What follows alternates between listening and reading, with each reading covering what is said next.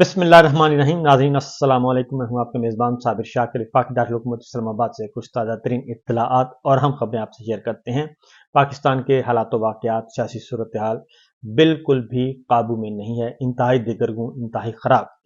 और अब तो मामलात पाकिस्तान की हदूद से बाहर निकल गए हैं, क्योंकि पाकिस्तान में तो बदतरीन किस्म की फाशिस्ट रजीम है और उसने अपना तसल्लुत जमाया हुआ है। बुनियादी इंसानी हकूक़ को पामाल किया जा रहा है, आइन को तोड़ा जा रहा है, जमहूरियत को तबाह किया जा रहा है, अदलिया हो,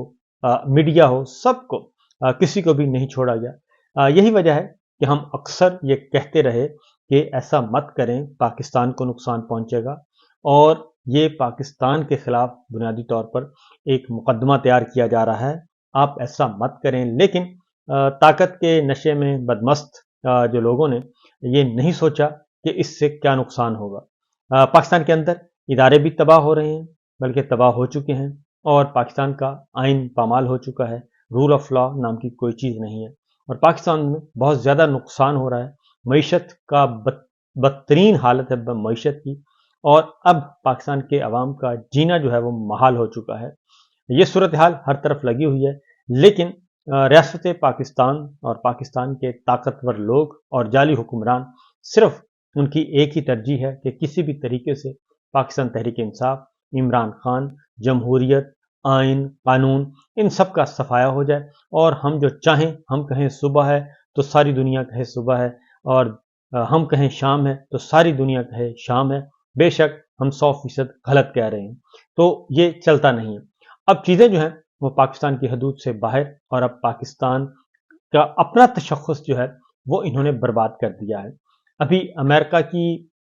करारदाद आई थी, अमेरिकन कांग्रेस की, और उस करारदाद की अभी तपश, हिद्दत, शिद्दत, आफ्टर शॉक्स थमने नहीं पाए थे कि एक और खबर आ गई, और वो आई है, वो भी इमरान खान साहब से मुताल्लिक है, वो भी पाकिस्तान से मुताल्लिक है। और अक़वाम मुत्तहिदा के वर्किंग ग्रुप ने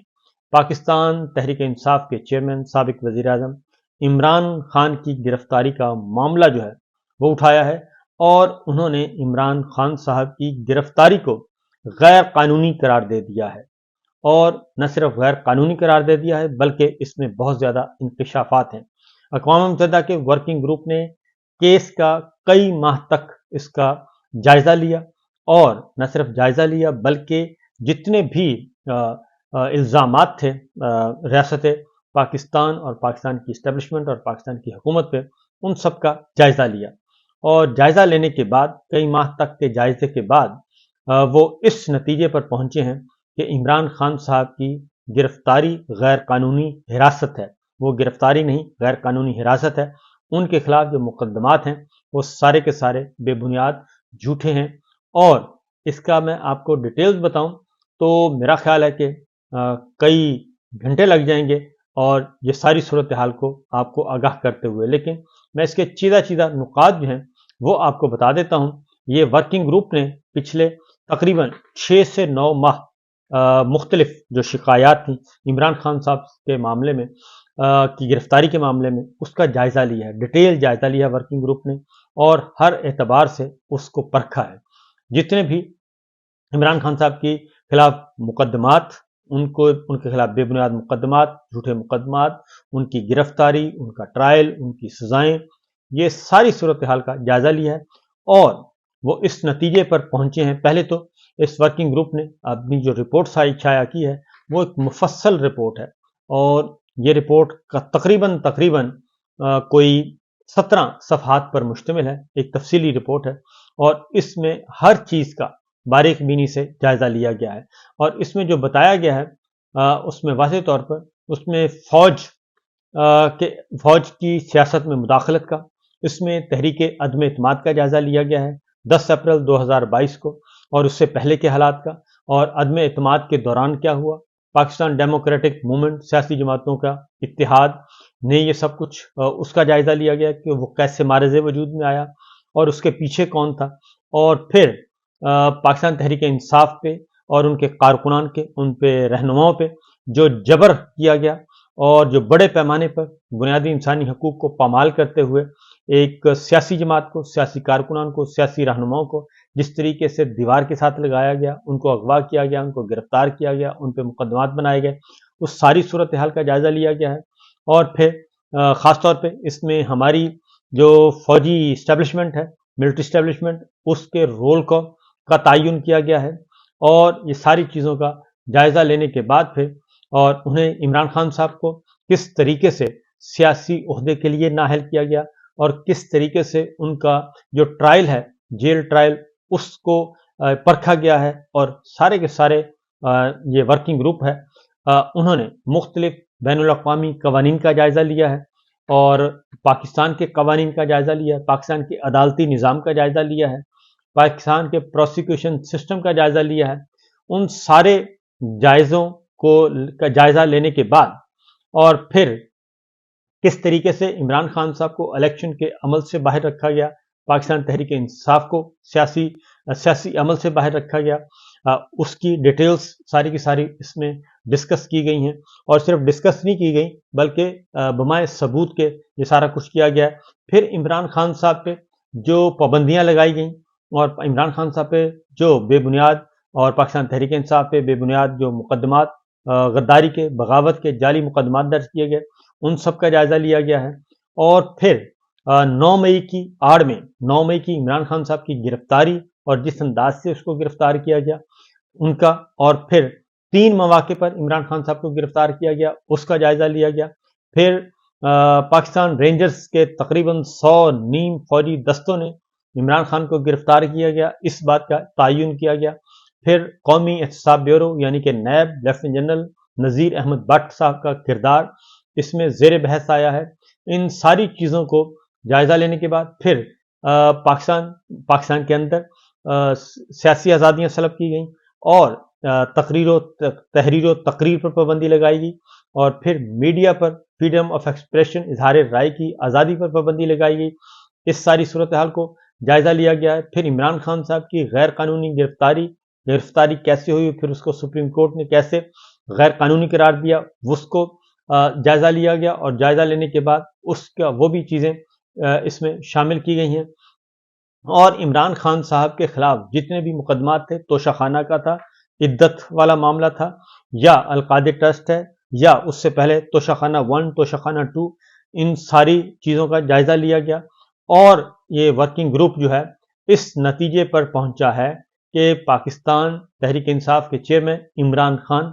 पे तमाम तर इल्ज़ामात सियासी नौयत के हैं, सियासी इंतकाम लिया जा रहा है उनसे। इसके अलावा उन्होंने हर चीज़ जो उनके पास है वो डिक्लेयर की हुई है और उनके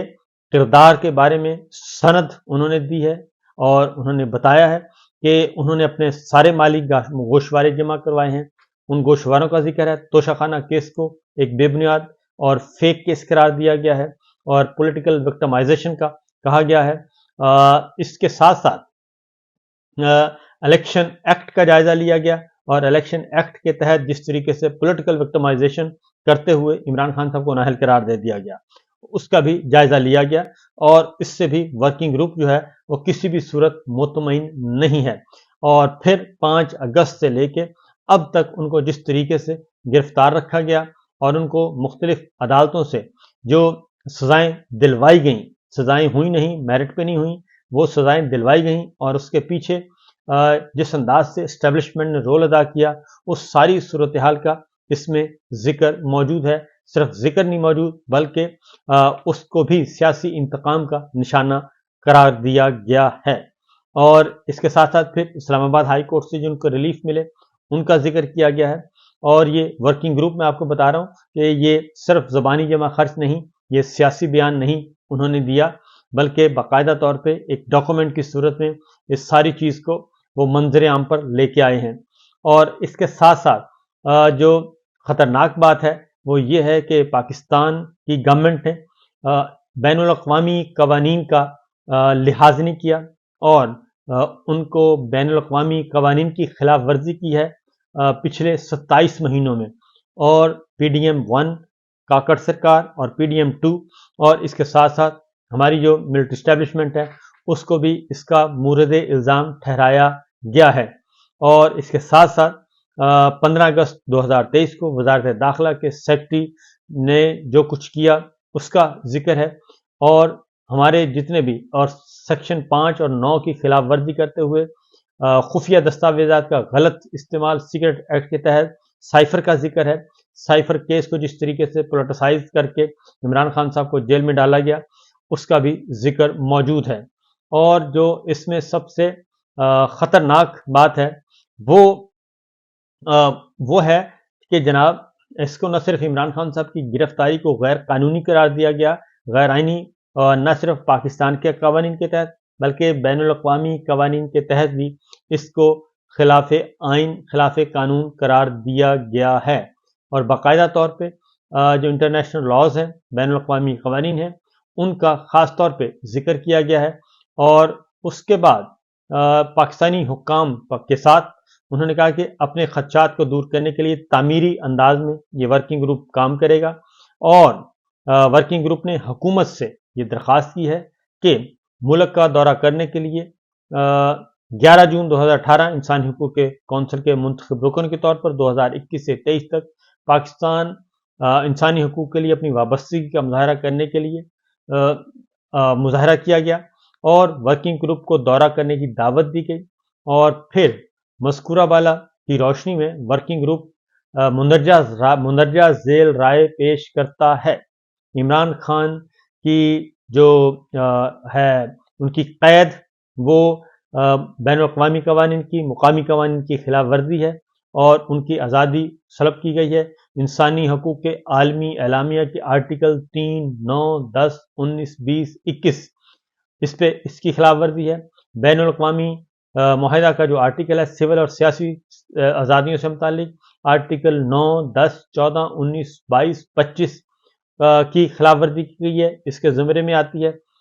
ورکنگ گروپ حکومت پاکستان سے ضروری اقدامات کرنے کی درخواست کرتا ہے، اور عمران خان صاحب کی صورتحال کو بلا تاخیر سدھارنے اور اس کو معمول پر لانے کے لیے متعلقہ بین الاقوامی اصول بشمول انسانی